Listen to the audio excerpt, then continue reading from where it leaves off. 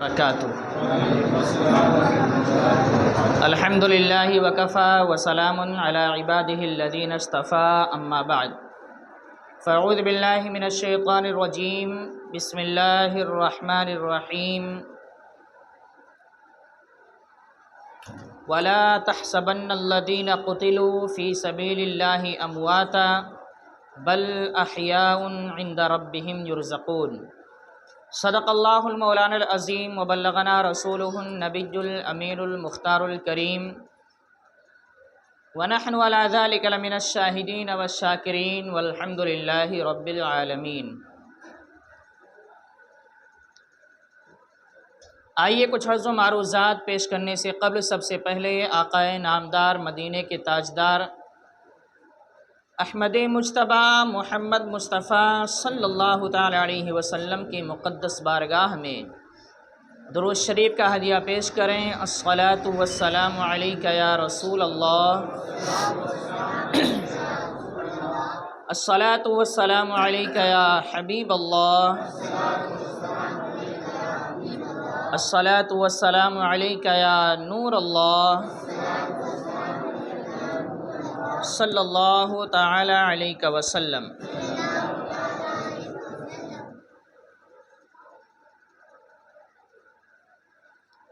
آپ حضرات سب سے پہلے اعلان سن لیں کہ آپ جانتے ہیں کہ کل اور پرسوں 2 دن جو ہے وہ روزہ رکھا جاتا ہے۔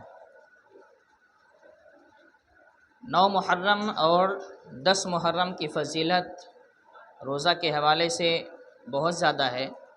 بس یہ اعلان کرنا ہے اس کی فضیلت پہ نہ جاتے ہوئے کہ سحری کا جو ٹائم ہے وہ ٹائم سب لوگ اپنے ذہن میں رکھیں کہ 4:45 لاسٹ ٹائم آپ سمجھ کر چلیں، اور اس سے پہلے سحری کرنے کی کوشش کریں۔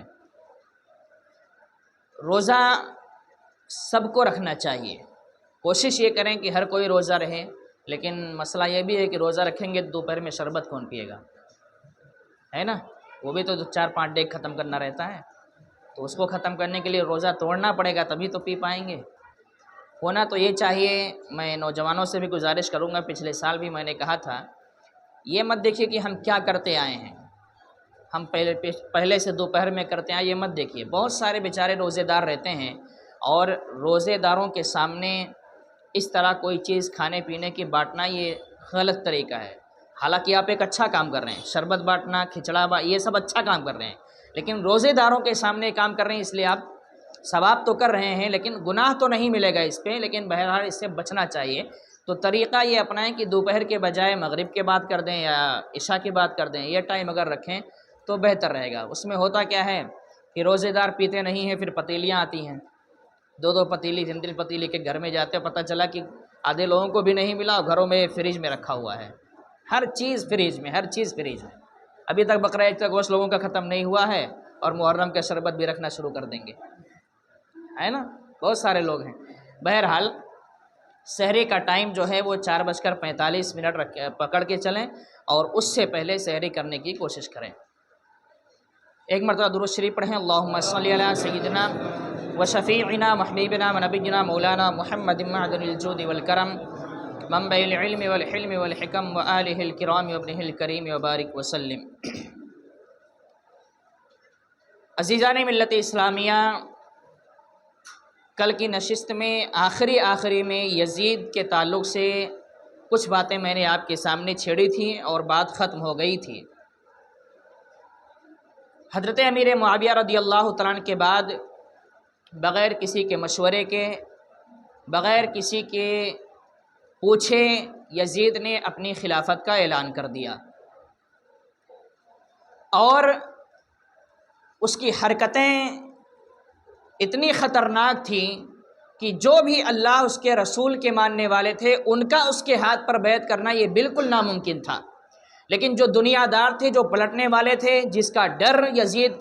جس کے دل میں یزید کا ڈر بیٹھ چکا تھا، انہوں نے تو اس کو خوش کرنے کے لیے، ہاں آپ امیر المؤمنین ہیں، آپ خلیفہ ہیں، ہم آپ کے ہاتھ پہ بیعت کرتے ہیں، ہونے لگا تھا۔ لیکن جو اللہ اس کے رسول کے قانون کو ماننے والے تھے اور اللہ اس کے رسول سے محبت کرنے والے تھے، ان سب نے یزید کی بیعت کا انکار کر دیا۔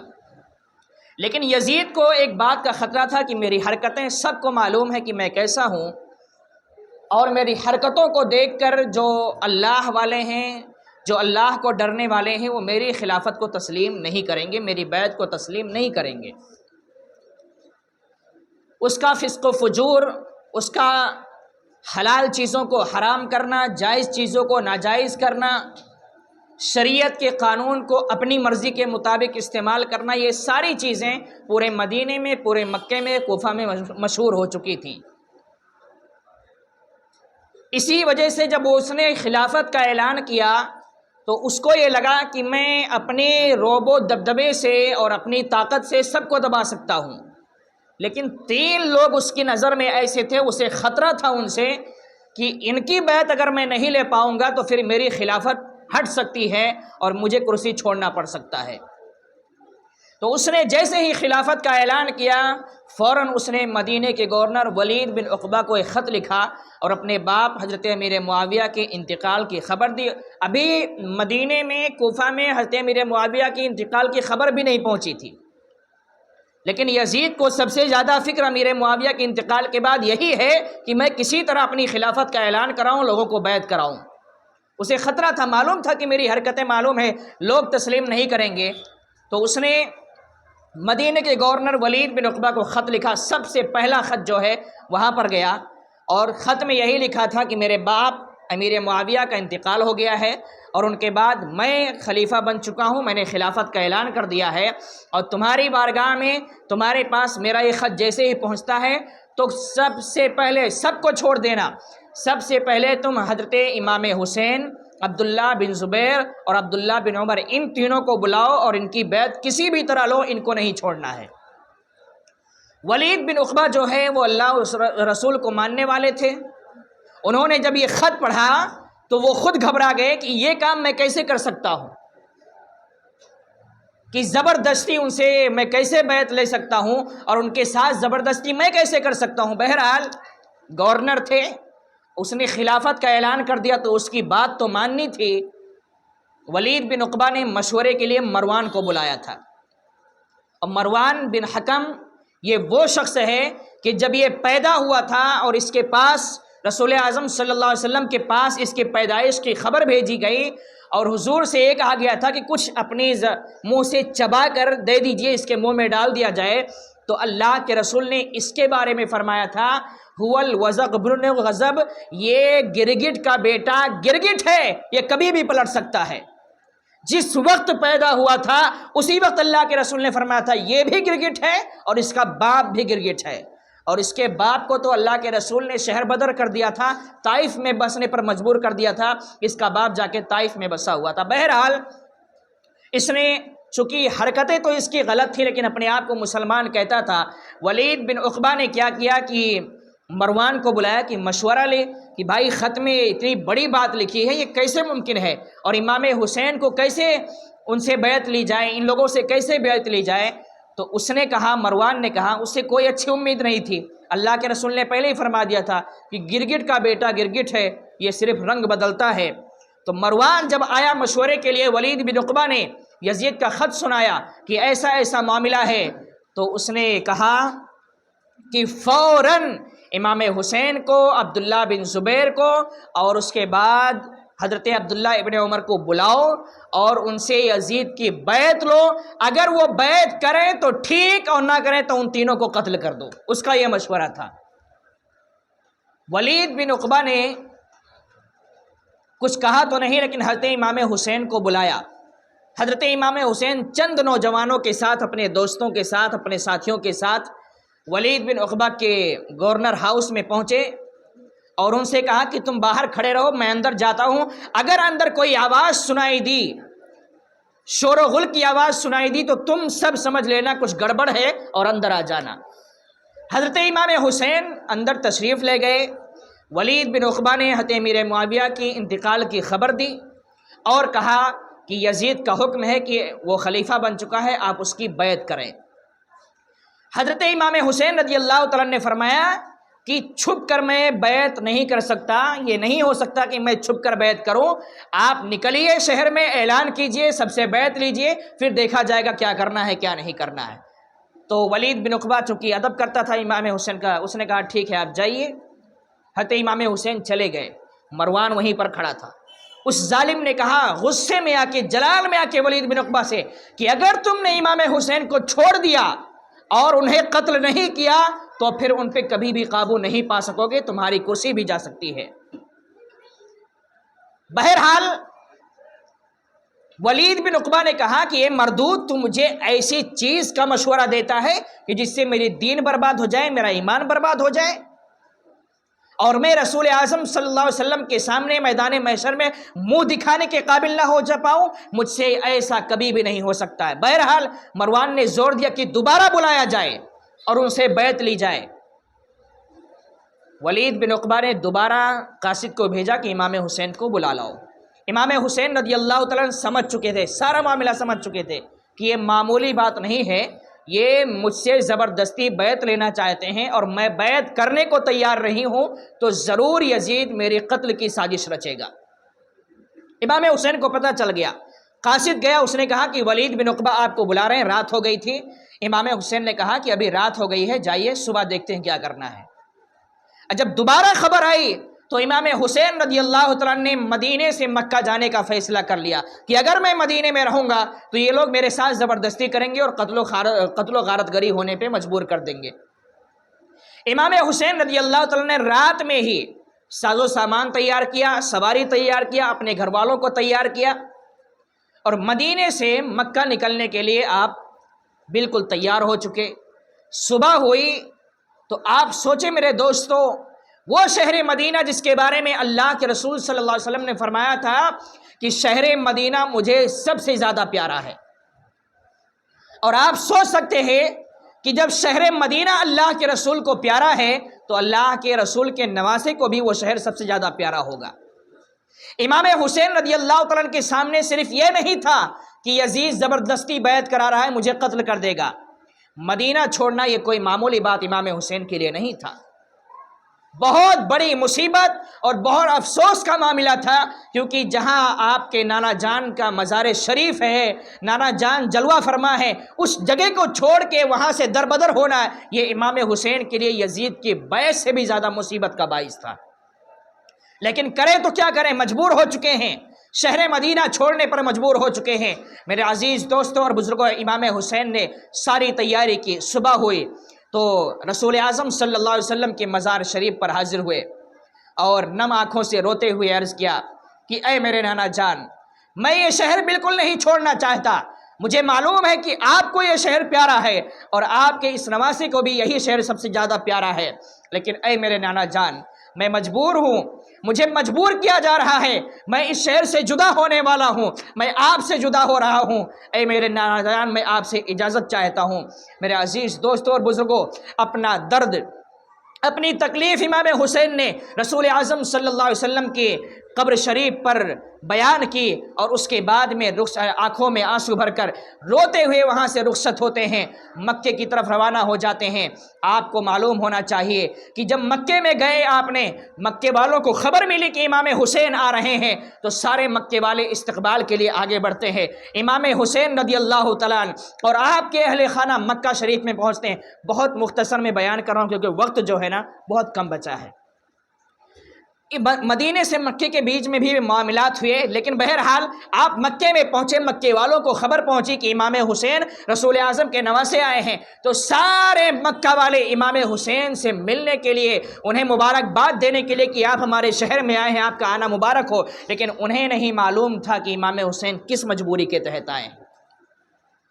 پورے مکے کے لوگ خوش ہو گئے اور سارے لوگ امام حسین سے ملنے کے لیے آ رہے ہیں۔ امام حسین نے نہ تو یہ بتایا کہ امیر معاویہ رضی اللہ تعالیٰ عنہ کا انتقال ہوا ہے، اور نہ یہ بتایا کہ یزید نے خلافت کا اعلان کیا ہے اور میں خلیفہ، اور وہ خلیفہ بننا چاہتا ہے، میری بیعت چاہتا ہے۔ اگر امام حسین چاہتے تو مکے میں اپنی خلافت کا اعلان کر دیتے اور سارے مکے والوں سے اپنی خلافت لے لیتے، ہر کوئی آپ کو ماننے کے لیے تیار تھا، لیکن آپ نے وہ نہیں کیا، مرضی خدا کچھ اور تھی۔ مکے میں آپ موجود ہیں، 2-4 دن گزر گئے، سارے مکے میں خبر پھیل گئی، اور یہ خبر کوفہ تک پہنچ چکی تھی کہ امیر معاویہ رضی اللہ تعالیٰ عنہ کا انتقال ہو چکا ہے، یزید نے جو ہے وہ خلافت کا اعلان کیا ہے اور امام حسین نے خلافت کا انکار کر دیا ہے، بیعت کرنے سے انکار کر دیا ہے۔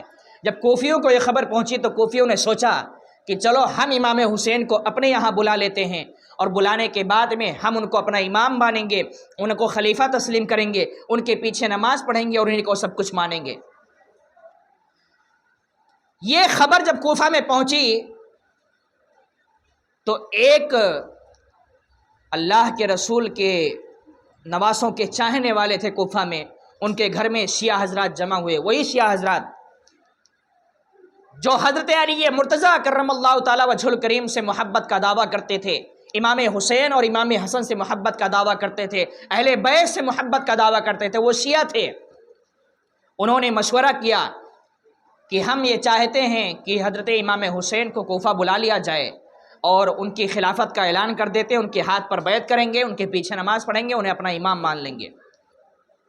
لیکن اس میں ایک صاحب تھے جنہوں نے کہا یہ تم باتیں تو کر رہے ہو لیکن پہلے یہ سوچ لینا کہیں ایسا نہ ہو کہ امام حسین کو بلانے کے بعد تمہیں معلوم ہونا چاہیے کہ یزید تم پر بھی ظلم کرے گا۔ جب اسے معلوم پڑے گا کہ تم نے امام حسین کو بلایا ہے، تم امام حسین کے ہاتھ پر بیعت کر رہے ہو، وہ تم پر بھی ظلم کرے گا، تو ظلم سہنے کو تیار ہو اور امام حسین کا ہر قدم پہ ساتھ دینے کو تیار ہو تو ہی امام حسین کو بلانا، نہیں ان کو مکہ میں رہنے دو۔ سارے شیعوں نے بیک زبان ہو کے کہا کہ نہیں بلایا جائے، ہر حال میں ہر قدم پہ ہم ان کا ساتھ دیں گے۔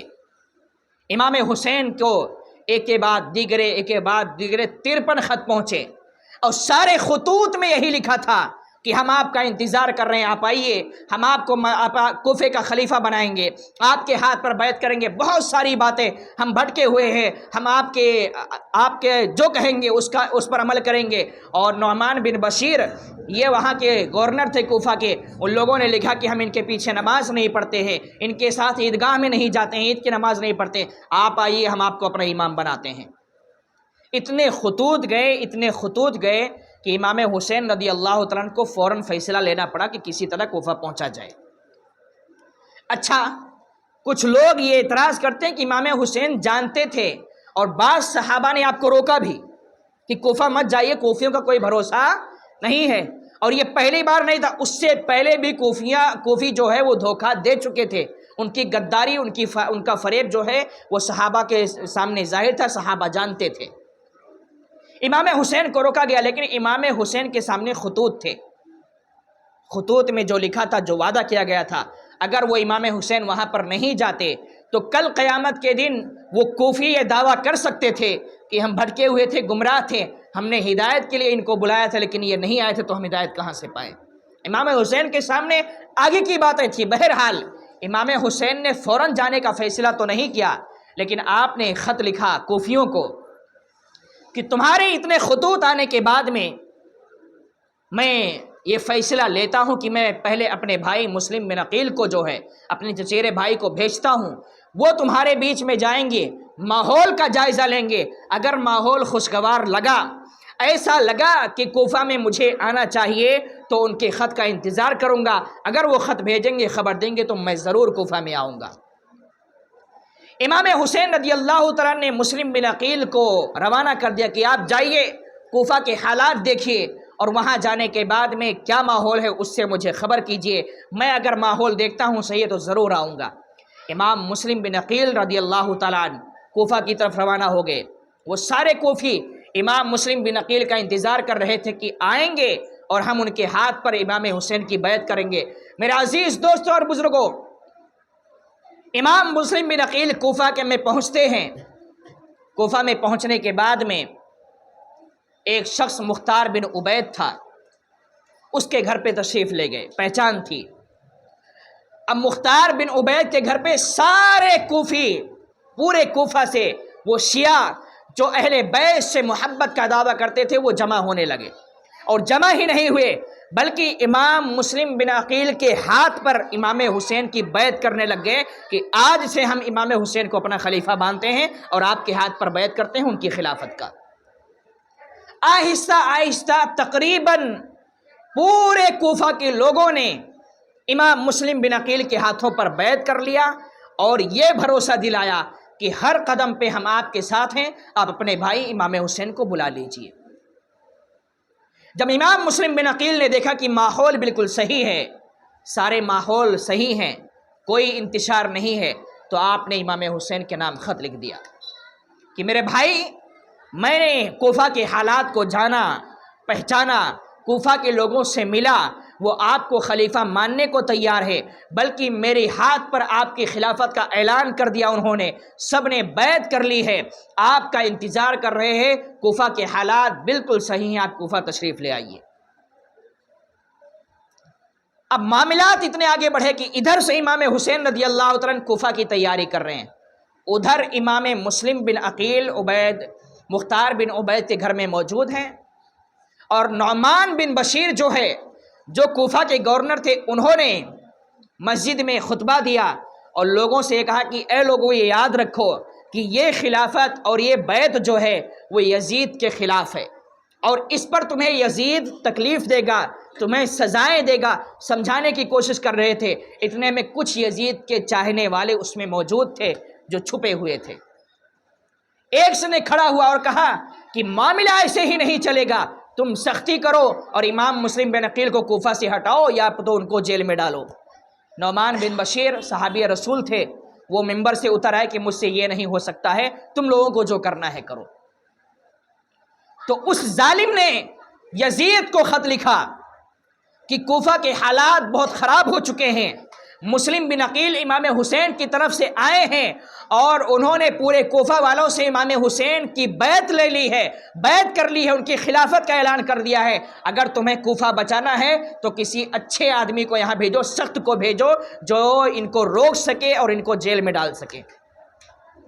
ایک خط گیا، دو خط گیا، 3 سے 4 ظالموں نے یزید کو خط لکھا کہ جلدی کسی کو یہاں کا گورنر بناؤ، نہیں تو ماحول خراب ہو جائے گا اور کوفہ تمہارے ہاتھ سے نکل جائے گا۔ یزید کو جب یہ خبر پہنچی تو یزید بہت جلال میں آیا، اس نے اپنے ساتھیوں کو بلایا، مشورہ لیا کہ کوفہ کے حالات ایسے ایسے ہو چکے ہیں، بتاؤ کوفہ کا گورنر کس کو بنایا جائے۔ تو اس میں سب لوگوں نے مشورہ دیا کہ عبید اللہ بن زیاد سے زیادہ سخت کوئی نہیں ہے، کوفہ کا گورنر اس کو بنا دو، وہ معاملہ سنبھال لے گا، وہ بہت سخت ہے، کسی کی نہیں سنے گا۔ یزید نے جو ہے بصرہ کا یہ گورنر تھا عبید اللہ بن زیاد، اس کے نام خط لکھا کہ تم فوراً جو ہے کوفہ کے لیے نکل جاؤ، بصرہ کو چھوڑ دو۔ تو یزید نے، ابن زیاد نے بصرہ کا گورنر اپنے بھائی کو بنا دیا، عثمان نام کا تھا، اور یہ وہاں کے کوفہ کے لیے نکل چکا۔ جب کوفہ کے لیے نکلا تو کوفہ والے اس انتظار میں تھے کہ امام حسین آ رہے ہیں، چونکہ مسلم بن عقیل رہے، خط لکھ دیا تھا کہ آپ آ جائیے، سارے حالات صحیح ہیں۔ یہ خبر پورے کوفہ میں پھیل چکی تھی کہ امام حسین آ رہے ہیں، اور یہ ابن زیاد اپنے چند سپاہیوں کے ساتھ کوفہ میں داخل ہونے جا رہا تھا۔ اس کا فریب اور دھوکے سے داخل ہوا۔ اس نے سوچا کہ اگر میں دوسرے راستے سے جاؤں گا تو لوگ سمجھ جائیں گے کہ میں کون ہوں، میں حجازی راستے سے حجازی لباس پہن کے جاؤں تاکہ میرا چال ڈھال، میرا پہناوا دیکھ کے لوگ یہ سمجھیں کہ امام حسین تشریف لا رہے ہیں اور میرا استقبال کریں۔ اور ہوا بھی وہی کہ ابن زیاد نے حجازی راستے سے حجازی لباس پہن کے کوفے میں داخل ہوا۔ سارے کوفہ والے خوش ہو گئے کہ امام حسین آ گئے ہیں، لوگ امام حسین کے کا سمجھ کے استقبال کر رہے ہیں، نعرے لگا رہے ہیں، اور ابن زیاد صرف سب کا چہرہ دیکھ رہا ہے، کچھ بھی نہیں بول رہا ہے اور آگے جا رہا ہے، گورنر ہاؤس کی طرف جا رہا تھا۔ جب کوفہ والے سارے وہاں جمع ہو گئے اور سب یہ خوشی منا رہے ہیں کہ امام حسین آ گئے، تو پھر ابن زیاد کے ایک قاصد نے اعلان کیا کہ اے لوگو، یہ امام حسین نہیں ہے، یہ کوفہ کے نئے گورنر جو ہے وہ عبید اللہ بن زیاد ہیں، تشریف لائے ہوئے ہیں۔ یہ اعلان سنتے ہی سارے کوفیوں کے چہرے جو ہے وہ مردہ ہو گئے، مرجھلا گئے کہ ہم امام حسین کا انتظار کر رہے تھے، یہ کون آ گیا۔ لوگ آہستہ آہستہ آہستہ آہستہ وہاں سے جانا شروع کر دیے، اور کچھ ہی سے دیر میں پورے کوفہ والے اپنے اپنے گھر چلے گئے، چند لوگ وہاں پر بچے۔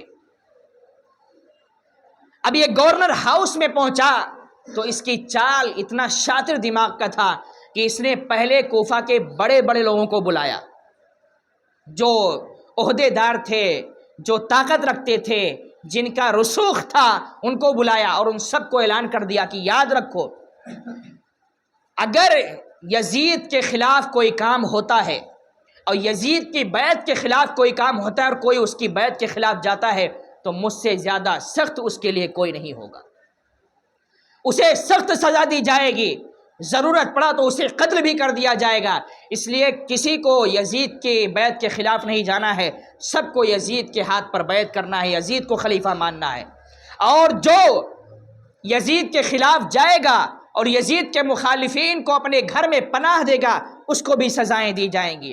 یہ اعلان کیا اور سارے لوگ اپنے اپنے گھر چلے گئے۔ اب کسی کی ہمت نہیں ہوئی کہ وہ امام حسین کا انتظار کریں اور کیا امام حسین کے نام کیا چرچا کریں، سب خاموش بیٹھ گئے، اتنے ڈر گئے کوفی کہ ان کی حالت خراب ہو چکی تھی۔ بہرحال ادھر مختار بن عبید کے گھر میں حضرت مسلم بن عقیل تھے، پورے کوفہ میں مشہور تھا کہ مسلم بن عقیل فلاں کے گھر میں ہیں، اور ابن زیاد کو اگر کسی کی تلاش تھی تو مسلم بن عقیل کی تلاش تھی، اس کو خبر دے گئی تھی کہ بھائی یہ آ گئے ہیں اور یہ سب کی بیعت لینا، سب سے پہلے ان کو پکڑو اور ان کو یا تو قتل کرو یا تو جیل میں ڈالو۔ اب مسلم بن عقیل نے سوچا کہ اگر میں اس گھر میں رہوں گا تو پورے کوفہ والوں کو معلوم ہے، لوگ خبر کر دیں گے، اس لیے میں کہیں اور چلے جاتا ہوں۔ اب مختار بن عبید کے گھر سے نکلتے ہیں اور ہانی بن عروہ، یہ ایک محب اہل بیت سے محبت کرنے والے تھے، ان کے گھر میں چلے جاتے ہیں، کسی کو نہیں معلوم کہ ان کے گھر میں ہیں۔ پورے تلاش کے بعد، سپاہیوں کے تلاش کے بعد جب مسلم بن عقیل کا کوئی پتہ نہیں چلا تو ابن زیاد نے ایک جاسوس مقرر کیا جس کو 3000 درہم انعام دیا اور کہا کہ جاؤ کسی بھی طرح جو ہے مسلم بن عقیل کا پتہ لگا کے آؤ کہ وہ کہاں پہ ہیں۔ وہ جاسوس ڈھونڈتے ڈھونڈتے جب اس کو کہیں نہیں ملا تو رات کی تاریکی میں ایک مسجد میں گیا، وہاں چند لوگ نماز پڑھ رہے تھے اور ایک بوڑھے شخص تھے، بزرگ تھے، ان کے پاس گیا۔ حالانکہ یہ امام حسین کا دشمن بن کے گیا، لیکن اس نے بزرگ شخص سے کہا کہ یہ بتاؤ کہ امام حسین کے بھائی مسلم بن عقیل آئے ہیں، تمہیں معلوم ہے کس کے گھر پہ ہیں؟ تو وہ اہل بیت سے محبت کرنے والے تھے بزرگ، انہوں نے کہا کہ تیرے سامنے اتنے سارے لوگ موجود ہیں تو مجھ سے ہی یہ سوال کیوں کر رہا ہے؟ تو اس ظالم نے کہا کہ میں دیکھتا ہوں کہ آپ کے چہرے پہ ان کی محبت کے آثار نظر آ رہے ہیں، فریب، دھوکہ، آپ کا چہرہ بہت شریف دکھتا ہے اور آپ اہل بیت سے محبت کرنے والے ہیں، میں بھی اہل بیت سے محبت کرنے والا ہوں، اس لیے میں آپ سے راز چاہتا ہوں کیونکہ میرے پاس 3000 درہم ہیں، میں مل کے مسلم بن عقیل کو دینا چاہتا ہوں۔ اتنا دھوکہ دیا۔ تو بزرگ تھے، انہوں نے کہا جب یہ بھی اہل بیت سے محبت کرنے والا ہے، میں بھی اہل بیت سے محبت کرنے والا ہوں، تو بتانے میں کیا دقت؟ آپ نے بتا دیا کہ ہانی بن عروہ کے گھر میں ہے۔ وہ جاسوس مسلم بن عقیل کے پاس گیا اور جانے کے بعد میں انہیں 3000 درہم دیا تاکہ راز اگلوائے، اور اس نے کہا کہ میں آپ کا چاہنے والا ہوں، امام حسین سے محبت کرنے والا ہوں، یہ میری طرف سے آپ کے لیے تحفہ ہے۔ اب امام مسلم بن عقیل کے پاس بیٹھتا، ساری باتیں کرتا، راز معلوم کرتا، اور شام کو جاتا ابن زیاد کے پاس سارا راز سناتا کہ وہاں ہیں، ایسے ہیں، ویسے ہیں، ویسے ہیں۔ بہرحال ابن زیاد جو عبید اللہ بن زیاد کوفے کا گورنر بن کے آیا تھا، اس کے تعلقات ہانی بن عروہ سے پہلے سے تھے، دوستی تھی۔ تو جب اس کو خبر پہنچی کہ ہانی بن عروہ کے گھر میں مسلم بن عقیل ہیں تو اس نے ہانی بن عروہ کو بلایا کہ آئیے، آپ سے ملاقات کرنا چاہتا ہوں۔ ان کو خبر نہیں ہے کہ اس کو خبر ہو گئی ہے، یہ بلا جھجک اکیلے نکل دیے، گھر سے گئے۔ جب یہ پہنچ کے اس کو سلام کرتے ہیں تو اس سلام کا جواب نہیں دیتا ہے، اس کے چہرے پہ جلال تھا۔ ہانی بن عروہ نے کہا کیا غلطی ہو گئی مجھ سے، آپ سلام کا جواب نہیں دے رہے ہیں؟ تو اس نے کہا کہ میں نے سنا ہے کہ تم نے یزید کے دشمنوں کو اپنے گھر میں پناہ دے رکھی ہے۔ تو ہانی بن عروہ چونک گئے کہ اسے کیسے معلوم، یہ کیسے جانتا ہے؟ پہلے آپ نے انکار کیا، بہانے بنائے کچھ، لیکن اس نے اس غلام کو لا کے کھڑا کر دیا جو جاسوسی کر رہا تھا۔ جب آپ نے اس جاسوس کو دیکھا کہ یہ تو میرے گھر میں تھا، اہل بیت سے محبت کا دعویٰ کرتا تھا، یہ یہاں کہاں آ گیا، تو آپ کو یقین ہوگا کہ یہ جاسوس تھا، اس نے ساری خبر دے دی ہے۔ ہانی بن عروہ نے کہا کہ مجھے مہلت دیجئے کہ میں جاؤں اور مسلم بن عقیل کو اپنے گھر سے کہہ دوں کہیں چلے جائیں، میں ان کو پناہ نہیں دوں گا، مجھے مہلت تو دیجئے۔ لیکن ابن زیاد اتنا ظالم تھا، اس نے کہا کہ ان کو میرے پاس حاضر کرو، تمہیں چھٹی نہیں مل سکتی ہے، جب تک حاضر نہیں کرو گے جب تک تمہیں رخصت نہیں ہے۔ ہانی بن عروہ محبت کرنے والے تھے، انہوں نے کہا کہ میں مسلم بن عقیل کو تمہارے حوالے نہیں کر سکتا کہ تم انہیں قتل کر دو۔ ہانی بن عروہ سے کہا کہ اگر تم ان کو نہیں لاؤ گے تو میں تمہیں قتل کر دوں گا۔ ہانی بن عروہ نے کہا کہ اگر تیری تلوار میرے لیے اٹھے گی تو یاد رکھنا تو بھی خیریت سے نہیں رہے گا، میری تلوار اور میرے چاہنے والوں کی تلوار تیرے لیے اٹھ جائے گی۔ بہرحال ابن زیاد کو اور جلال آ گیا کہ تم مجھے دھمکی دے رہے ہو۔ اس نے یہ کہا، اپنے پاس ان کو بلوایا اور اپنے ڈنڈے سے ان کے سر پر، ان کے چہرے پر کافی مارا، یہاں تک کہ ہانی بن عروہ زخمی ہو گئے، اور زخمی ہونے کے بعد اپنے جاسوسوں سے اور اپنے قاصدوں سے کہا کہ اسے ادھر بند کر دو کمرے میں۔ آپ کو بند کر دیا گیا۔ یہ خبر پورے کوفہ میں پھیل چکی کہ ہانی بن عروہ کو شہید کر دیا گیا ہے۔ تو ہانی بن عروہ جو تھے وہ رسوخ دار آدمی تھے، سارے کوفہ والے پورے تیاری کے ساتھ ہتھیار لے کے اس گورنر ہاؤس کا گھیراؤ کر لیتے کہ اگر ہانی بن عروہ کو ابن زیاد نے قتل کیا ہے تو ہم اس کا بدلہ ضرور ابن زیاد سے لیں گے۔ لیکن ابن زیاد بہت چاپلوس تھا، بہت شاطر دماغ تھا، سارے لوگ گھیر چکے تھے، ابن زیاد کی حالت خراب ہو گئی تھی کہ عنقریب یہ لوگ میرے اوپر حملہ کر دیں گے۔ تو اس نے اپنے قاصد سے کہا کہ ایک کام کرو کہ میرے پاس جاؤ، ان کی خبر لے کر آؤ ہانی بن عروہ کی، اور جا کے ان لوگوں کو بتا دو کہ ہانی بن عروہ شہید نہیں ہوئے ہیں، وہ صحیح سلامت ہیں۔ قاضی شریح نام کے ایک شخص تھے، وہ ہانی بن عروہ کے پاس گئے تو ہانی بن عروہ نے کچھ راز کی باتیں بھی ان سے کہی، لیکن ابن زیاد نے اپنا ایک جاسوس ان کے بھی پیچھے لگا دیا کہ کوئی جاسوسی نہ کر پائے، یہ کوئی راز کی بات نہ کر پائیں۔ ہانی بن عروہ نے کہا کہ جاؤ کہہ دو کہ میں زندہ تو ہوں، لیکن اگر 10 لوگ بھی گورنر ہاؤس میں آ جائیں تو ہمارے اندر اتنی طاقت ہے کہ ہم ابن زیاد کو مار کے باہر آ جائیں گے، میں چھوٹ جاؤں گا۔ لیکن شاطر دماغ تھا، اس نے جاسوس لگا دیا کہ یہ سب باتیں نہ کہہ پائیں۔ تو قاضی شریح مجبور ہو گئے کہ یہ باتیں تو میں نہیں پہنچا سکتا، لیکن ابن زیاد نے کہا کہ جاؤ چھت پہ چڑھو اور خبر دے دو سب کو کہ ہانی بن عروہ صحیح سلامت ہیں، کوئی تکلیف نہیں ہے ان کو۔ اب یہ جب خبر دی گئی تو کوفہ والوں کو لگا کہ بالکل صحیح سلامت ہے، جب خبر دی جا رہی ہے تو سارے کوفہ والے اپنے اپنے گھر چل دیے، سب چلے گئے کہ ہانی بن عروہ جب صحیح سلامت ہیں تو گھیراؤ کر کے لڑائی جھگڑا کر کے کیا ملنے والا ہے، چلو اپنے اپنے گھر۔ بہرحال جب یہ اپنے گھر چلے گئے، میرے عزیزوں، میرے دوستوں، تو حالات اتنے خراب ہوئے کہ اب ابن زیاد کے پاس حضرت مسلم بن عقیل نے لوگوں کو اعلان کیا کہ بھائی معاملہ ایسے نہیں چلنے والا ہے، کچھ آگے سوچا جائے۔ آپ نے لوگوں کو اعلان کیا، لوگ جمع ہوئے اور 40,000 کا لشکر لے کر مسلم بن عقیل جو ہے وہ گورنر ہاؤس کا گھیراؤ کر لیے۔ چاہتے تو کچھ بھی ہو سکتا تھا، ابن زیاد مارا بھی جا سکتا تھا، آپ اس کو ختم کر کے اپنی بیعت کا جو ہے وہ ڈنکا بھی بجا سکتے تھے۔ گورنر ہاؤس کا گھیراؤ کر لیا، لیکن ابن زیاد کے پاس ایک ہتھیار یہ تھا کہ کوفہ والوں کے جو بڑے بڑے لوگ تھے ان کو اس نے بلا کے پہلے ہی بند کر دیا تھا۔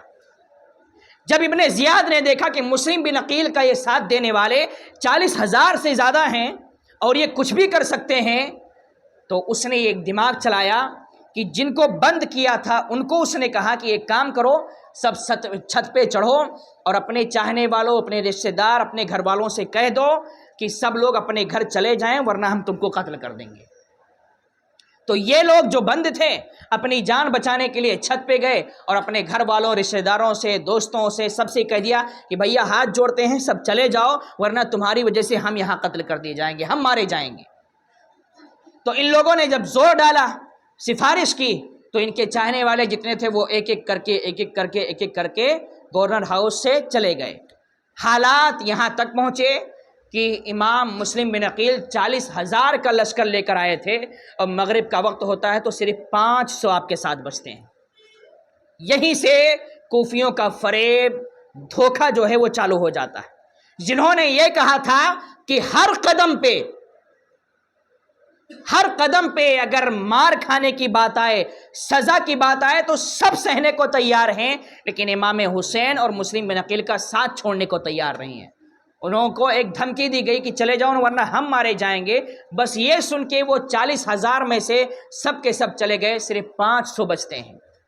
امام مسلم بن عقیل پاس کی مسجد میں نماز مغرب کے لیے گئے، 500 لوگ آپ کے ساتھ ہیں، نماز مغرب پڑھانے لگتے ہیں۔ یہ دھوکہ، یہ فریب کوفیوں نے اتنا زیادہ کیا کہ امام مسلم بن عقیل نے جب سلام پھیرا تو دیکھا پیچھے ایک بھی نہیں ہے، سب کے سب جا چکے ہیں۔ اب امام مسلم بن عقیل کو یہ ایسا یقین ہو چکا تھا کہ اب میری شہادت کا وقت قریب آ چکا ہے، کیونکہ جب سارے کوفیوں نے دھوکہ دے دیا، میں اکیلے بچ گیا، تو اب ابن زیاد جو چاہے گا وہ میرے ساتھ کرے گا۔ رات کی تاریکی میں آپ وہاں سے نکلتے ہیں، ڈھونڈتے ڈھونڈتے ڈھونڈتے ڈھونڈتے ایک عورت نظر آتی ہے، گھر کے باہر دروازے پر کھڑی تھی، جس کا نام توعا تھا، اور وہ واقعی اہل بیت سے سچی محبت کرنے والی تھی۔ اسے یہ خبر نہیں کہ یہ کون ہیں۔ آپ گئے اور کہا کہ مجھے سخت پیاس لگی ہے، مجھے پانی پلا دیجیے۔ اس کے دروازے پر بیٹھ گئے، وہ گئی اندر سے پانی لے کر آتی ہے، آپ پانی پیتے ہیں، اور پانی پینے کے بعد وہیں بیٹھے رہے۔ وہ گئی برتن رکھ کے، گلاس رکھ کے، جب باہر آئی دیکھا آپ وہیں بیٹھے ہیں، تو اس عورت نے کہا کہ بھائی آپ کو ہم نے پانی پلا دیا، آپ نے پانی مانگا تھا، پانی پی لیا، تو آپ اپنے گھر جائیے، یہاں کیوں بیٹھے ہیں؟ مسلم بن عقیل خاموش تھے، جواب کیا دیں؟ کچھ دیر کے بعد آپ نے کہا کہ میرا نہ تو کوئی گھر ہے، نہ تو یہاں پر میرا کوئی اپنا ہے، میں پرایا ہوں، میں اکیلا ہوں، اور میں ایک مسافر ہوں، اگر ہو سکے تو مجھے اپنے گھر میں پناہ دے دو۔ اس عورت نے کہا کہ آپ ہو کون؟ اپنا نام تو بتائیے۔ تو آپ نے بتایا کہ میں مسلم بن عقیل ہوں، کوفیوں نے خطوط لکھ کے مجھے بلایا تھا، اور آج ابن زیاد کی دھمکی سے وہ سارے کے سارے چھوڑ کے مجھے چلے گئے ہیں۔ امام مسلم بن عقیل کا نام سن کے وہ عورت سمجھ جاتی ہے پورے کوفہ میں چرچا تھا۔ اس نے اپنے گھر کا ایک کمرہ سجایا، بستر بچھایا، اس میں ان کو منتقل کر دیا کہ آپ یہاں آرام کیجئے، کھانا بنایا، کھانا پیش کیا، لیکن امام مسلم بن عقیل اتنے ٹینشن میں تھے کہ کھانا انکار کر دیا کہ میں کھانا نہیں کھا سکتا۔ رات کو یہ واقعہ پیش آتا ہے، جب صبح ہوئی تو اس کا بیٹا جو ہے، اس عورت کا بیٹا اپنے گھر آتا ہے، اسے خبر ہوئی کہ امام مسلم بن عقیل اس کے گھر میں ہیں۔ اپنی ماں سے پوچھا کہ کیا ہو رہا ہے، کون ہے؟ تو ماں نے بتا دیا۔ ماں کو یہ نہیں معلوم تھا کہ یہ کیا کرے گا، اور بتا دیا کہ مسلم بن عقیل ہیں، ان کے ساتھ دھوکہ ہو گیا ہے، کسی کو بتانا نہیں، گھر میں رہنے دو۔ لیکن اس نے کیا کیا؟ صبح ہی جاتے ہی ایک شخص کا بیٹا تھا پڑوسی کا، اس کو بتا دیا کہ مسلم بن عقیل جو ہے ہمارے گھر میں موجود ہے۔ اس لڑکے نے اپنے باپ کو بتایا، اور اس نے جا کے ابن زیاد کو بتا دیا کہ توعا نام کی ایک عورت ہے جس کے گھر میں مسلم بن عقیل موجود ہیں، اس نے پناہ دے رکھی ہے۔ اب اس نے لشکر تیار کیا باقاعدہ، اسے معلوم تھا ابن زیاد کو بھی کہ بھلے سے مسلم بن عقیل اکیلے ہیں، لیکن ابھی بھی وہ ہزاروں پہ بھاری پڑ سکتے ہیں۔ ایک لشکر فوج کی شکل میں تیار کیا اور مسلم بن عقیل کو گرفتار کرنے کے لیے بھیج دیا کہ جاؤ گرفتار کر کے لے آؤ۔ اب وہ سارے کے سارے لوگ جب جانے لگے تو قریب پہنچے تو مسلم بن عقیل گھوڑوں کی ٹاپ اور آہٹ سن کے سمجھ گئے کہ یہ لوگ مجھے گرفتار کرنے کے لیے آ رہے ہیں، تو آپ کمرے سے باہر آ گئے، اپنی تلوار نکال لی کہ آپ جو مقابلہ کرنا ہے۔ وہ سارے کے سارے لوگ وہاں پر پہنچے اور مسلم بن عقیل کو گرفتار کرنا چاہا، تو دونوں میں، مسلم بن عقیل میں اور اس لشکر میں کافی لڑائی ہوئی۔ مسلم بن عقیل اتنے بڑے بہادر تھے کہ اکیلے تنہا ان سب کو چھکے چھڑا دیے، یہاں تک کہ جب وہ مجبور ہو گئے تو وہ لوگ چھت پہ چڑھ گئے، اور چھت پہ چڑھنے کے بعد وہاں سے آگ جلا جلا کے ان کے اوپر بھیجنے لگے۔ وہ سارے کے سارے کمزور پڑ گئے۔ بہرحال لڑتے لڑتے مسلم بن عقیل رضی اللہ تعالیٰ عنہ کے ہونٹ پہ لگ گیا، سر پہ لگا، کافی زخمی ہو گئے اور تھک گئے، اس کے باوجود لڑتے جا رہے ہیں۔ اتنے میں اس میں سے ایک نے کہا کہ بھائی ان سے مقابلہ کرنا آسان نہیں ہے، تو اس نے کہا کہ لڑائی بند کر دیجئے، آپ کے لیے امان ہے، آپ کے لیے امان ہے، آپ سے کوئی لڑائی نہیں کرے گا۔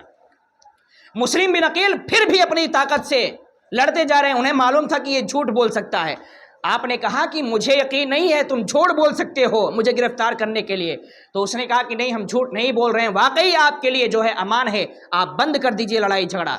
امام مسلم بن عقیل تھک کے ایک دیوار کے پاس بیٹھ گئے اور کہا کہ واقعی میرے لیے امان ہے. سامنے سے کہا گیا ہاں آپ کے لیے امان ہے. سارے لوگ مان گئے کہ ان کو امان دے دی جائے، ان سے لڑائی جھگڑا نہ کیا جائے. لیکن اس میں سے ایک چمچہ تھا یزید ابن زیاد کا، وہ نہیں مانا، وہ الگ ہو گیا. بہرحال امام مسلم بن عقیل کو یہ کہہ کر کہ آپ کے لیے امان ہے، آپ کو گھوڑے پر بٹھایا گیا اور گورنر ہاؤس ابن زیاد کے پاس لے جانے لگے. جب یہ کہہ دیا گیا، امان کا مطلب آپ سمجھ لیجئے، اس وقت ایسا ہوتا تھا کہ بھلے سے دشمن سامنے ہو، اگر اسے کہہ دیا جاتا کہ آپ کے لیے امان ہے تو اب آپ اس کو سزا نہیں دے سکتے، مار نہیں سکتے، کچھ بھی نہیں کر سکتے، آپ کی ذمہ داری ہے اس کی جان کی حفاظت کرنا. تو مسلم بن عقیل سے جب یہ کہہ دیا کہ آپ کے لیے امان ہے تو مسلم بن عقیل سمجھ گئے جب امان دے رہے ہیں تو میری جان کی حفاظت کریں گے. آپ گھوڑے پر بیٹھے اور چل دیے. اچھا، جب آپ چل دیے تو دھوکے سے مسلم بن عقیل کی کمر سے ان کی تلوار نکال لی گئی.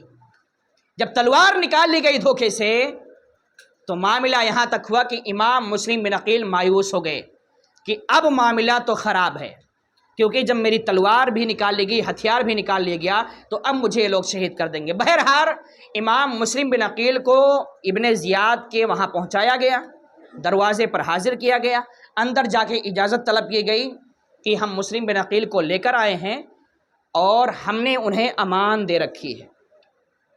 ابن زیاد نے جب یہ سنا کہ امان دے رکھے تو اس نے کہا تم کون ہوتے ہو امان دینے والے؟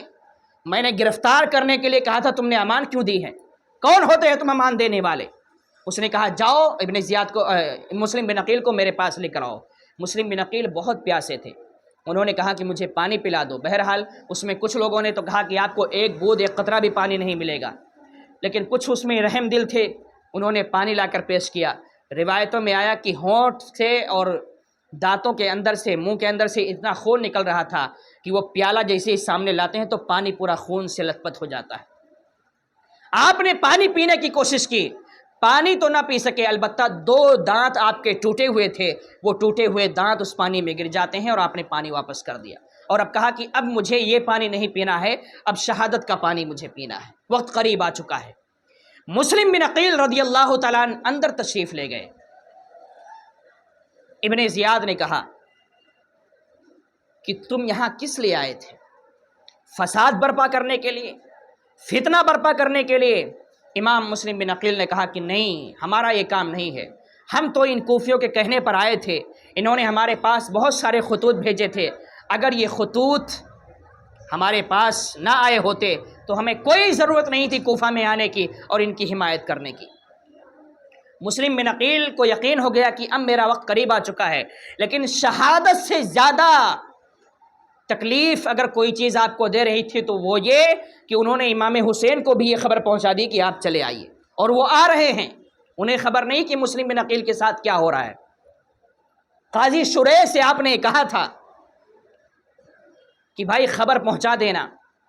بہرحال مسلم بن عقیل کو ابن زیاد نے بہت سارا کچھ کہا تو آپ نے کہا کہ دیکھ، تیرا کام ہے کہ تو قتل کرے گا، شہید کرے گا، اور تو ایسا قتل کرنے جا رہا ہے کہ اس سے پہلے آج تک کسی نے نہیں کیا. تو نبی کے خاندان والوں کو قتل کرنا چاہتا ہے صرف اپنی کرسی کی لالچ میں، گورنر بننے کے لیے یہ سب کر رہا ہے، یزید کا چمچہ بنا ہوا ہے. بہرحال ابن زیاد سے کافی دیر تک آپ کی گفتگو ہوئی. گفتگو کے بعد ابن زیاد جلال میں آ گیا کہ یہ ابھی بھی میرے گرفت میں آ چکے ہیں، میرے ہاتھ میں آ چکے ہیں، پھر بھی یہ بڑی بڑی باتیں کر رہے ہیں. ابن زیاد نے مسلم بن عقیل کے لیے شہادت کا فرمان جاری کرنا ہی تھا کہ مسلم بن عقیل نے کہا کہ مجھے کچھ مہلت دے دو، میں کچھ وصیت کرنا چاہتا ہوں. آپ نے اس میں سے ایک شخص کو بلایا، ابن سعد نام کا. یہ ابن سعد کون ہے؟ حضرت سعد بن ابی وقاص صحابی رسول ہے، ان کا بیٹا ہے، لیکن یہ بھی لالچ میں گمراہ ہو چکا تھا. بلایا، سوچا کہ صحابی رسول کا بیٹا ہے، اس کو کہوں گا تو یہ میری بات مان لے گا. آپ نے اسے اپنے پاس بلایا، اسے راز کی باتیں کہی کہ دیکھو، جب میں شہید کر دیا جاؤں تو سب سے پہلے میری لاش کو کہیں دفنا دینا. اب آپ سوچو کہ جس کے سامنے موت ہو اسے موت کی فکر نہیں ہے، اسے فکر کچھ اور ستا رہی ہے. دوسری وصیت اسے کی کہ میری شہادت کے بعد میرے بھائی امام حسین کو کسی بھی طرح سے یہ خبر پہنچا دینا کہ وہ مکہ واپس چلے آئیں، کوفہ تشریف نہ لائیں، کیونکہ یہ کوفی دھوکہ دے چکے ہیں اور ابن زیاد انہیں بھی شہید کر ڈالے گا۔ لیکن انہیں نہیں معلوم تھا کہ ابن سعد کیا کرے گا۔ اس نے کہا ٹھیک ہے ٹھیک ہے، اور اس نے جا کے ابن سعد نے ابن زیاد کو بتا دیا کہ یہ ایسا ایسا کہہ رہے ہیں۔ تو ابن زیاد نے کہا کہ اگر ان کی لاش کی جہاں تک بات ہے تو تم اس کو دفنانا چاہو میں اجازت دیتا ہوں، میں اس کے بارے میں کچھ نہیں کہوں گا، لیکن شہید تو میں کروں گا، اس سے میں نہیں رکنے والا ہوں، شہید کروں گا، لیکن ان کی لاش کو تمہیں کیا کرنا ہے، انہوں نے وصیت کی ہے، تم جو چاہو وہ کرو۔ اور کچھ قرض آپ کے اوپر تھا، کوفہ میں آپ نے لیا تھا، ابن سعد سے کہا تھا کہ وہ بھی ادا کر دینا۔ تو ابن زیاد نے کہا ان کا قرض بھی ادا کرنا چاہتے ہو تو ادا کرنے دینا، مجھے کوئی اعتراض نہیں ہے۔ اور رہی بات امام حسین کو خبر پہنچانے کی، تو اس ظالم نے کہا یہ تو میں نہیں کرنے دوں گا، اگر حسین لوٹ جائیں تو ان کی خیریت ہے، اور اگر کوفہ آ جاتے ہیں تو مسلم ہی کی طرح امام حسین کو بھی میں شہید کروں گا۔ امام مسلم بن عقیل اپنی موت کو اپنی نگاہوں کے سامنے دیکھ رہے ہیں۔ آپ کے ساتھ میں جب آپ کوفہ گئے تھے تو آپ کے دونوں بچے محمد اور ابراہیم بھی گئے تھے، لیکن یہاں آنے کے وقت آپ نے اپنے بچوں کو جو ہے قاضی شریح کے گھر پہ چھوڑ دیا تھا کہ یہ محب اہل بیت ہیں، یہ میرے بچوں کی حفاظت کریں گے۔ بچے ان کے گھر پہ ہیں، باپ موت کے دہلیز پہ کھڑا ہے۔ امام مسلم بن عقیل سے کافی بحث کے بعد ابن زیاد جلال میں آیا اور اس نے کہا کہ میں تمہیں ایسے نہیں شہید کروں گا، تڑپا تڑپا کے شہید کروں گا، اور چھت کے اوپر سے تمہاری لاش زمین پہ پھینکی جائے گی۔ اس نے اپنے قاصدوں کو بلایا، جلادوں کو بلایا اور کہا ان کو اوپر لے کر جاؤ چھت پہ، اور وہاں پر انہیں شہید کرو، مارو، اور مارنے کے بعد ان کے سر کو اور ان کے جسم کو زمین پہ پھینک دو۔ امام مسلم بن عقیل رضی اللہ تعالیٰ عنہ کو لے جایا گیا، آپ کو شہید کر دیا گیا۔ شہید کرنے کے بعد میں آپ کے سر کو اور آپ کے دھڑ کو جو ہے زمین پہ پھینک دیا گیا، آپ شہید ہو جاتے ہیں۔ امام حسین کو کوئی خبر نہیں ہے، امام حسین کو کوئی خبر نہیں ہے، اور مسلم بن عقیل کے دونوں بچے، کافی عمر کم تھی، وہ قاضی شریح کے گھر پہ ہیں، باپ کو شہید کر دیا گیا ہے، ساری خبر جو ہے وہ پورے کوفہ میں پھیل چکی۔ امام مسلم بن عقیل کے شہادت کی خبر سن کے کوفی اتنا ڈر گئے کہ سبوں نے اپنے گھر کا دروازہ تنگ بند کر لیا۔ مدد کو آنے کے لیے تو بہت دور کی بات ہے، اپنے گھر کا دروازہ بند کر لیا۔ اور اس کے بعد میں امام مسلم بن عقیل کی شہادت کے بعد میں ابن زیاد نے آپ کے بچوں کے ڈھونڈنے کا اعلان کر دیا کہ مسلم بن عقیل کے 2 بچے بھی ساتھ میں تھے، خبر دی گئی تو اس نے اپنے سپاہیوں کو لگا دیا کہ ان بچوں کو جہاں بھی ملے ہمارے پاس لے کر آؤ، اور اپنے سپاہیوں کو ڈھونڈنے کے لیے بھیجا، اور ادھر یزید کو خط لکھ دیا کہ مسلم بن عقیل کے 2 بچے بھی ہیں، گرفتار کیے جا چکے ہیں، مجھے آپ بتائیں ان کو کیا کرنا ہے۔ ابھی خط کا جواب آیا نہیں ہے۔ وہ سارے کے سارے ڈھونڈتے جو ہے وہ ادھر ادھر گئے، کہیں نہیں پایا۔ قاضی شریح نے کیا کیا کہ ان بچوں سے کہا کہ دیکھو معاملہ ایسا ہے، کہ اپنے بیٹے سے کہا کہ اگر ان لوگوں کو پتہ چل جائے گا قاضی شریح کے گھر پہ ہیں تو بچوں کو بھی گرفتار کر لے گا اور مجھے بھی جو ہے وہ شہید کر دے گا۔ تو اپنے بیٹے سے کہا کہ ایک کام کرو، ان بچوں کو لے کر جاؤ، اور جانے کے بعد میں قادسیہ سے ایک قافلہ جو جا رہا ہے مدینے کی طرف، اس قافلے کے حوالے کر دو، اور یہ بچے قافلے کے ساتھ مدینہ پہنچ جائیں گے، صحیح سلامت پہنچ جائیں گے۔ بچوں کو وہاں سے کھلانے پلانے کے بعد قاضی شریح کے بیٹے لے کر نکلتے ہیں، اور دیکھتے ہیں کہ قافلہ آگے جا رہا ہے، اس کے گرد و غبار نظر آئے، کافی دوڑتے ہیں کہ قافلہ مل جائے، لیکن قافلہ نہیں ملا، گرد و غبار نظر آئے۔ تو آپ نے کہا کہ دیکھو گرد و غبار نظر آ رہے ہیں، قافلہ یہیں سے جا رہا ہے، جاؤ قافلے کے ساتھ ہو جاؤ، مدینے پہنچ جاؤ گے۔ لیکن بچے تھے، دوڑتے رہے، قافلہ نہیں ملا، راستہ بھٹک گئے۔ دوڑنے کے بعد پوری رات ہونے کے بعد ہوا یہ کہ صبح ہوئی، اور یہ بیچارے راستہ ہی ڈھونڈتے رہ گئے۔ اتنے میں ابن زیاد کے سپاہیوں نے انہیں دیکھ لیا اور گرفتار کر لیا۔ گرفتار کرنے کے بعد ابن زیاد کے پاس لے گئے۔ ابن زیاد نے کہا ان دونوں بچوں کو جیل میں ڈال دیا جائے، اور یزید کے پاس خط لکھا کہ دونوں بچے گرفتار کر لیے گئے ہیں، آپ بتائیں ان کا کیا کرنا ہے۔ ابھی خط کا جواب نہیں آیا، لیکن جب جیل میں ڈالا گیا تو اتفاق کہ جیل کا داروغہ مشکور نام کا ایک شخص تھا جو واقعی اہل بیت سے سچی محبت کرنے والا تھا. اس نے بھی ٹھان لیا کہ ان بچوں کو جیل سے رہا کرنا ہے اور مدینے پہنچانا ہے، ان بچوں کی جان بچانا ہے، بھلے سے اس کے بدلے میں اپنی جان چلی جائے. اس نے یہ فیصلہ کر لیا اور رات کی تاریکی میں ان دونوں بچوں کو جیل سے نکالتا ہے. خود داروغہ جو تھا جیل سے نکالتا ہے، اس نے اپنی انگوٹھی نشانی کے طور پر دی اور کہا کہ یہاں سے جاؤ اور قادسیہ کے راستے سے جانا، وہاں پہ جب پہنچنا تو وہاں کا گورنر میرا بھائی ہے، اس کو میری یہ انگوٹھی دکھا دینا، وہ سمجھ جائے گا اور وہ تمہیں صحیح سلامت مدینہ پہنچا دے گا. وہ بچے نکلتے ہیں، پھر ان کو راستہ دکھا دیا کہ جاؤ.